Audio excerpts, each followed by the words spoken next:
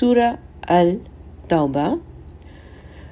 ابھی ہم نے اس کا ہسٹوریکل جو ہے بیک گراؤنڈ پڑھا، اب ہم اس کے ان آیات کا شان نزول اور پس منظر پڑھیں گے۔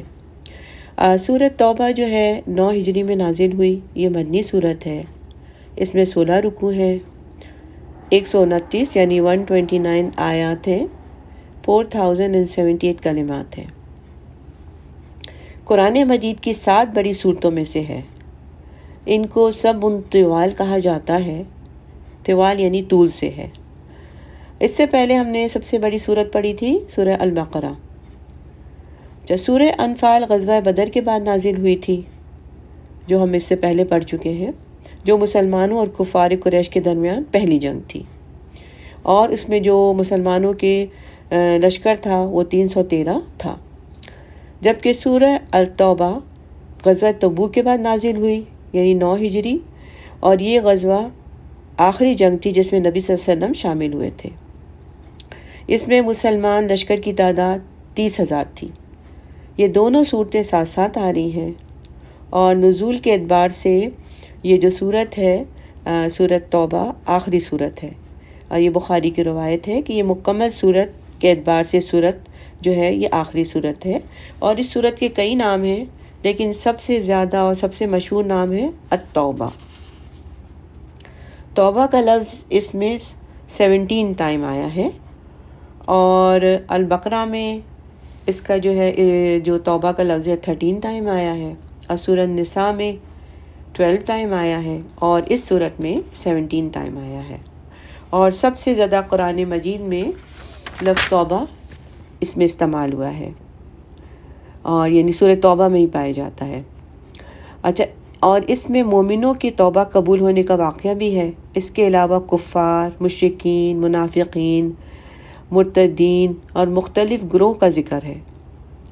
سب کو توبہ کرنے کی دعوت دی گئی ہے کہ سب توبہ کر لیں، کیونکہ یہ آخری صورت ہے اور پیغمبر دنیا سے رخصت ہونے والے ہیں۔ سب کو ایک دفعہ کہا جا رہا ہے کہ اب بھی وقت ہے، دین کی طرف لوٹ آؤ۔ اگر نہیں لوٹو گے تو اللہ کے عذاب سے تم بچ نہیں سکتے۔ اسی لیے اس صورت کے اندر جنگ کے کچھ قواعد اور قوانین اور بتائے گئے ہیں، اور اس صورت کے دیگر ناموں میں سے البراہ بھی ہے نام، یعنی صورت کا پہلا لفظ ہے۔ اس میں منافقین کا جو کی 55 صفات کا ذکر ہے، منافقین کی 55 صفات کا ذکر ہے، اور منافقین کی حرکتوں کو کھول کھول کر بیان کر دیا گیا ہے، اور تاکہ واضح ہو جائے کہ المومنون حقاً کون ہے، یعنی حق صحیح مومن کون ہے اور منافق کون ہے، ٹھیک ہے۔ اور اس صورت کو الکاشفہ بھی کہتے ہیں، یعنی کھول دینے والی۔ اس صورت کے نے کفار، منافقین اور مشرکین کے جو ہے نا عیوب کو کھول کر بیان کر دیا ہے۔ یہ واحد صورت ہے جس کے آغاز میں بسم اللہ نہیں پڑھی جاتی۔ حضرت عثمان رضی اللہ تعالیٰ عنہ سے سوال کیا گیا تو انہوں نے کہا کہ میں نے اس صورت کے آغاز میں بسم اللہ اس لیے نہیں لکھی گئی کہ میں نے حضور صلی اللہ علیہ وسلم سے سنی نہیں، اگرچہ اس کی بہت سی وجوہات بیان کی گئی ہیں۔ حضرت ابن عباس رضی اللہ تعالیٰ عنہ سے روایت ہے کہ میں نے علی بن ابی طالب رضی اللہ تعالیٰ عنہ سے پوچھا کہ سورہ برات کے شروع میں بسم اللہ کیوں نہیں لکھی گئی، تو انہوں نے کہا بسم اللہ میں اللہ کی طرف سے امان ہے، اور یہ صورت مشرکوں اور کافروں کے خلاف اعلان جنگ ہے۔ اب یہ کہ عربوں میں یہ دستور تھا کہ جب کوئی قبیلہ کسی دوسرے قبیلے کے ساتھ سابقہ معاہدہ جو ہے معاہدے جو ہوتے ہیں وہ توڑنا چاہتا تو مخالف قبیلے کو اس کے بارے میں جو خط لکھتا تھا اس کے ابتدا میں بسم اللہ نہیں لکھی جاتی تھی۔ اس سے سورہ برات نازل ہوئی تو رسول صلی اللہ علیہ وسلم نے حضرت علی رضی اللہ تعالیٰ عنہ کو مکہ بھیجا تاکہ اسے پڑھ کے مشرکین عرب کو سنائیں، تو انہوں نے بھی اسے بغیر بسم اللہ کے پڑھ کے لوگوں کو سنایا۔ اب سمپل توجہ یہ ہے کہ جب لکھنے کو ہی نہیں گئی تو لکھا نہیں گیا، اور حضور صلی اللہ علیہ وسلم نے بھی جب پڑھا تو اس کے آغاز میں بسم اللہ نہیں پڑھی۔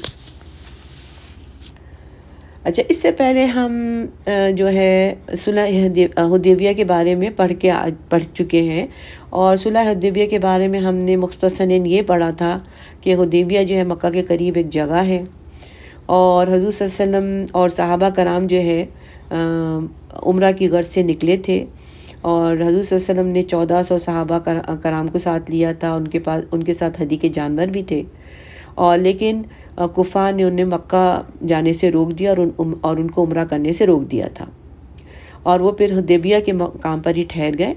وہاں پر کفار اور کفار مکہ کے ساتھ مسلمانوں کے درمیان ایک معاہدہ ہوا۔ اس معاہدے کو صلح حدیبیہ کا معاہدہ کہا جاتا ہے۔ یہ معاہدہ جو ہے یہ 6 ہجری کو ہوا تھا۔ صلح حدیبیہ کب ہوئی تھی؟ 6 ہجری کو ہوئی تھی۔ اچھا، اس معاہدے کی روح سے یہ تھا کہ آئندہ 10 سال تک دونوں فریقیں یعنی مسلمان اور قریش، ان کے درمیان جو ہے وہ جنگ بندی کا معاہدہ ہوا، جنگ بندی کا عہد ہوا تھا کہ دونوں فریق اب آپس میں نہیں لڑیں گے، یعنی یہ پیس ٹریٹی تھی۔ اور یہ بھی طے ہوا تھا کہ یہ قبیلہ خزاعہ مسلمانوں کا حلیف دوست ہوگا، اور بنو بکر قبیلہ قریش کے حلیف ہوں گے۔ یہ 2 قبیلے ہیں، ایک قبیلہ خزاعہ ہے اور ایک قبیلہ بنو بکر ہے۔ قبیلہ خزاعہ جو تھا اس نے کہا کہ ہم مسلمانوں کے حلیف یعنی دوست بنیں گے، جبکہ بنو بکر جو ہے وہ قریش کا حلیف بنا۔ اچھا، جیسے آپ کو معلوم ہے کہ عربوں میں رواج تھا، یہ قبائلی نظام تھا نا ان کا، تو قبائلی سسٹم تھا، اور عربوں میں قبائل جو ہے وہ کلسٹر کی صورت میں ایک دوسرے سے قسمیں کھا کر ایک دوسرے کی مدد کا وعدہ کیا کرتے تھے۔ اس معاہدے میں یہ بھی تھا کہ جو خزاعہ کا قبیلہ تھا اس نے کہا تھا کہ ہم مسلمانوں کا ساتھ دیں گے اور مسلمانوں کے حلیف بنیں گے، اور بنو بکر نے کہا تھا کہ ہم قریش کا ساتھ دیں گے۔ اب معاملہ یہ ہوا کہ بنو بکر نے قبیلہ خزاعہ پر اچانک حملہ کر دیا، جو کہ معاہدے کی روح سے کی خلاف ورزی تھی، اور ان کو اصولاً نہیں کرنا چاہیے تھا، اور یہ جنگ ان کو نہیں کرنی چاہیے تھی۔ اور اس پر مزید یہ بھی ہوا کہ قریش مکہ نے ان کی مدد کی، یہ بھی انہوں نے معاہدے کی خلاف ورزی کی۔ چونکہ یہ اچانک حملہ تھا تو خزاعہ کے لوگ بری طرح مارے گئے، حتیٰ کہ حرم کعبہ میں بھی انہیں نہ چھوڑا گیا، یعنی اس کی حرمت کبھی پاس نہیں کیا گیا۔ صرف 40 لوگ جو ہے خزاعہ قبیلہ کے بچ کے مدینہ شریف آ گئے۔ یہ بہت غلط قدم تھا، اور معاہدے کی روح سے غلط تھا، اس کی خلاف ورزی کی تھی۔ اب اس کے جواب میں نبی صلی اللہ علیہ وسلم نے 10,000 کا لشکر تیار کیا، اور یہ کام بہت خاموشی سے ہوا، اور یہ کام بہت خاموشی سے کیا گیا تاکہ بغیر کسی خون ریزی کے، کیونکہ کعبہ کی جو ہے حرمت کو پامال نہیں کرنا تھا، بغیر کسی خون ریزی کے مکہ فتح کیا جائے، کیونکہ قریش مکہ نے دعوے کی خلاف ورزی کی تھی۔ نمبر 2، انہوں نے حرم کی حرمت کو پامال کیا تھا۔ پھر اس سے پہلے ان لوگوں نے حضور صلی اللہ علیہ وسلم اور ان کے ساتھیوں کو مکہ شہر سے نکال دیا تھا، ان کو ہجرت کرنے پر مجبور کیا تھا، ان پہ بہت ظلم ڈھائے تھے۔ پھر نمبر 4، ان کو مکہ جانے سے روکا عمرہ کے لیے جب وہ جانا چاہ رہے تھے تو انہوں نے مکہ میں داخل ہونے سے روکا، انہیں عمرہ کرنے نہیں دیا۔ پھر نمبر 5، معاہدے کا کیا ہوا جو تھا اس کی خلاف ورزی کی۔ یہ تمام واقعات جو تھے ہمیں پتہ ہونے چاہیے، اور ہمارے ذہن نشین ہونے چاہیے کہ کیا وجوہات تھی، کن وجوہات کی بنا پر جو ہے حضور صلی اللہ علیہ وسلم اس طرح خاموشی سے مکہ گئے، اور انہوں نے وہاں خاموشی سے مکہ کو فتح کیا بغیر خون ریزی کے، یعنی زیادہ وہاں کوئی خون ریزی نہیں، مکہ فتح ہوا۔ دوسری بات یہ کہ قریش مکہ جو تھے وہ مکہ کے متولی تھے، اور مکہ جو ہے شریف ان کی بھی ایک وہاں پر حیثیت تھی، اور وہاں کے سردار تھے، اور وہ کیونکہ مکہ میں لوگ حاجیوں کی دیکھ بھال کرتے تھے، خانہ کعبہ کی دیکھ بھال کرتے، تو ان کا بھی ایک رتبہ تھا اور ان کا ایک بڑا نام تھا۔ تو جو یہ حرمت کو پامال نہیں کرنا تھا مکے کی، اور خوریزی نہیں کرنی، اس لیے حضور صلی اللہ علیہ وسلم نے یہ لشکر تیار کیا 10,000 کا، اور خاموشی سے مکہ کی طرف روانہ ہوئے۔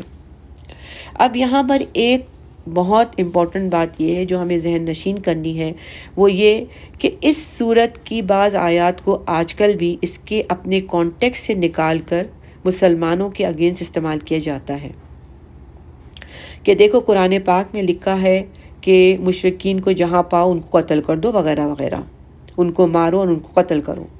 یہ سب باتیں آؤٹ آف کانٹیکس ہیں۔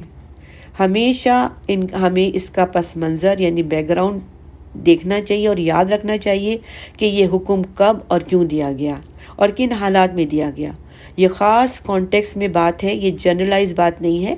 یہ خاص یہ جو مشرکین کو ماننے کا حکم دیا گیا ہے یہ خاص کانٹیکس میں دیا گیا ہے، یہ عام بات نہیں ہے، یہ عام حکم نہیں ہے، یہ خاص حکم ہے، ٹھیک ہے نا؟ تو یہ ہمیں پتہ ہونا چاہیے کہ حکم کیوں دیا گیا اور یہ خاص حکم کیا ہے۔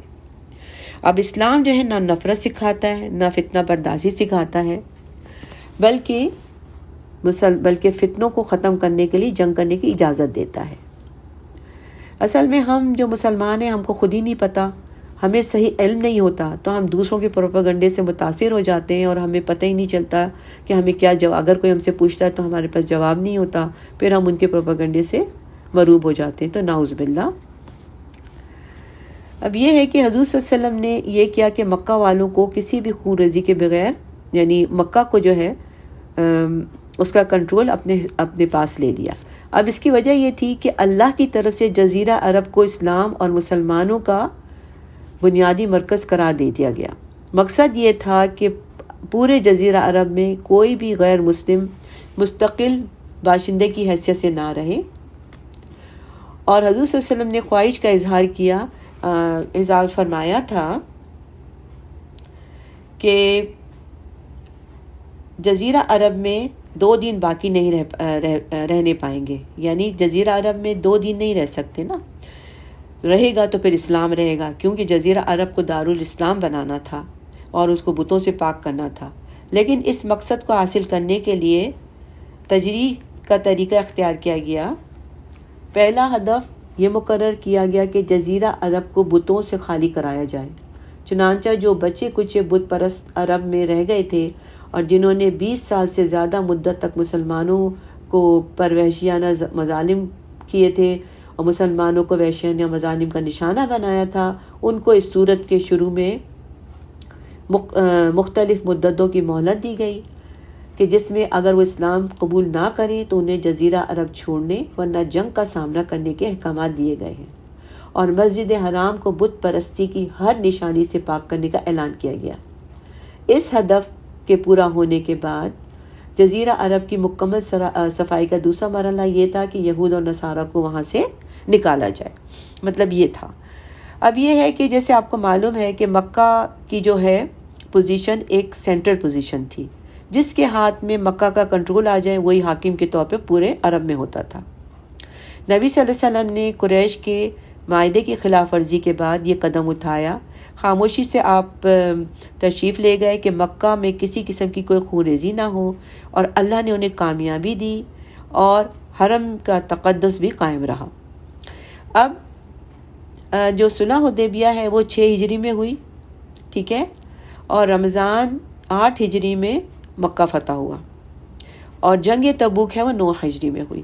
اچھا، یہ جو ڈیٹس ہیں آپ کو تھوڑا یاد رکھنی پڑیں گی، اور میں مزید آپ کو پورا ایک ڈیٹس لکھ کے آپ کو میں پوسٹ بھی کر دیتی ہوں۔ تو یہ ہے کہ آپ کو یہ تھوڑی ڈیٹس یاد رکھیں گی تو یہ صورت سمجھنے میں بہت آسانی ہو جائے گی آپ لوگوں کو، اور آپ کو پتہ بھی چل جائے گا کہ کیا سورہ توبہ میں ہے کیا، اور یہ ڈیٹس پلیز آپ یاد کر لیں، ایزی ہے، کوئی مشکل نہیں ہے۔ اب یہ تھا کہ 6 ہجری میں جو صلح حدیبیہ ہوئی اس کی وجہ کیا تھی کہ حضور صلی اللہ علیہ وسلم اور ان کے ساتھی جو ہے وہ عمرہ کرنا چاہتے تھے، لیکن ان کو عمرہ کرنے نہیں دیا 6 ہجری میں۔ 7 ہجری کو معاہدے کی روح سے انہوں نے کہا کہ 3 دن کے لیے آئیں اور عمرہ کریں اور پھر چلے جائیں، اور 7 ہجری کو غزوہ خیبر بھی ہوئی، اور پھر رمضان 8 ہجری میں مکہ فتح ہوا۔ مکہ فتح ہونے کے بعد حج اور عمرہ کی پابندیاں ختم ہو گئی تھیں، مسلمان کبھی بھی مکہ جا سکتے تھے اور حج اور عمرہ کر سکتے تھے۔ اب ایسا تھا کہ نبی صلی اللہ علیہ وسلم نے 8 ہجری میں حج نہیں کیا، اس کی وجوہات تھیں جو ہم آگے پڑھیں گے۔ ایک تو یہ ہے کہ آپ کو پتہ ہے کہ رمضان میں مکہ فتح ہوا، ٹھیک ہے، پھر اس کے بعد غزوہ حنین ہوئی۔ غزوہ حنین میں یہ ہوا کہ قبیلہ حوازن جو ہے انہوں نے اپنی پوری طاقت اور قوت جمع کی، اور وہ ایک بڑے لشکر کے ساتھ مسلمانوں کے مقابلے کے لیے جمع ہوئے۔ وہاں لڑائی ہوئی، اور اس کے بعد یہ ہوا کہ مسلمانوں کو فتح حاصل ہوئی، اور طائف وغیرہ کا جو علاقہ ہے وہ فتح کر لیا گیا۔ آپ جب غزوہ حنین سے واپس آئے تو حج کا وقت نکل چکا تھا۔ 9 ہجری کو حضور صلی اللہ علیہ وسلم نے حضرت ابو بکر صدیق رضی اللہ تعالیٰ عنہ کی زیر قیادت حج کے لیے مسلمانوں کو بھیجا، اور حضور صلی اللہ علیہ وسلم کو بتا دیا گیا تھا کہ اس سال مسلمان اور مشرکین اکٹھا حج کریں گے، اور مشرکین اپنی روایات کے مطابق جو ہے برہنہ حج کریں گے، کیونکہ ابھی مشرکین کو روکا نہیں گیا تھا۔ ایسے میں حضور صلی اللہ علیہ وسلم کا حج میں شامل ہونا نامناسب تھا، اس لیے تو آپ حج پہ نہیں گئے، اور آپ نے حضرت ابو بکر صدیق رضی اللہ تعالیٰ عنہ کو امیر حج بنا کر بھیجا۔ تب اس موقع پر یہ صورت نازل ہوئی ہے۔ حضرت ابو بکر صدیق نے لوگوں کو حج کرایا۔ یوم نحر 10 ذی الحجہ کو یعنی قربانی والے دن حضرت علی رضی اللہ تعالیٰ عنہ نے جمرہ کے پاس رمی پہ کھڑے ہو کر لوگوں کو سورۃ برات کی ابتدائی آیت پڑھ کے سنائی، جس میں عہد توڑنے، مہلت دینے اور پابندی کرنے والوں کا عہد پورا کرنے کا حکم دیا۔ حضرت ابو بکر صدیق نے کچھ لوگوں کو بھیج کر یہ منادی کرا دی کہ اس سال کے بعد کوئی مشرک حج نہیں کر سکتا، اور نہ کوئی برہنہ آدمی بیت اللہ کا طواف کرے گا۔ تو یہ جو ہے اس صورت کا شان نزول ہے اور اس کا پس منظر ہے۔ اب یہ ہمیں پتہ ہوگا تو ہمیں پھر آگے جو آیت سمجھنے میں بہت آسانی ہو جائے گی، ٹھیک ہے نا؟ تو اللہ تعالیٰ قبول فرمائے۔ ربنا تقبل منا انک انت السمیع العلیم وتب علینا انک انت التواب الرحیم، آمین یا رب العالمین۔